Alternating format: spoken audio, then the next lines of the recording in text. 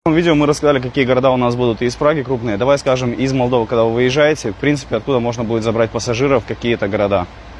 Ну, можно сказать, почти по всей Молдове. Юг имеем трансфер. Мгм. Это Кагулу, конечно, Тараклия. Автобус отправляется с Чедерлунги. Проезжаем Кангас, Камрат, Кунчеш, Чимшли. Как бы все по пути до Кишинева, Аргей, Бельцев, соответственно, тоже. Из Молдовы какая таможня выезда у вас? Леушен. То есть еще какие города там можно будет Леушен, зацепить? Леушен.